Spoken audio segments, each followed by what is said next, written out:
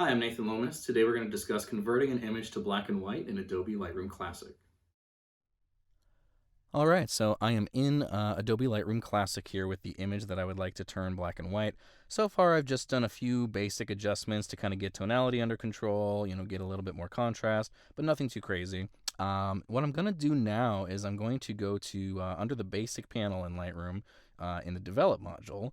We're going to go to our profile selector and I'm going to change it from Adobe Color to Adobe Monochrome.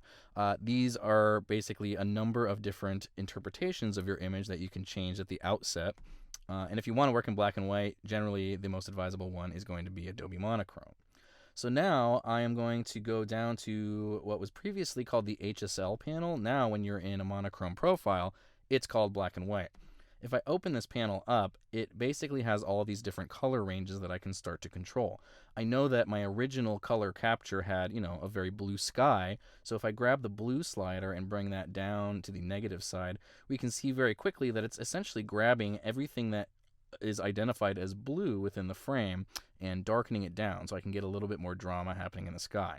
You don't want to go too far because if you go too far, you start to see that, there are some blockiness issues and some muddled tones in here. So definitely use these with a little bit of caution. But something like this, I think, gives it a little bit more character. I probably have a little bit of, oranges and reds in here. So it really comes down to just moving these around and seeing what you can get to happen. Maybe I want to lighten those up for a little more contrast.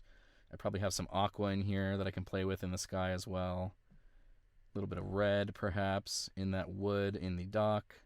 Maybe I'll make those a little darker so that these other lighter tones kind of stand off of that. And let's see if there's any green in here as well. So the success or failure of this technique really depends on the fact that you have these tones available to work with in your original color capture. So if you don't have a color that's present here, not much is going to happen.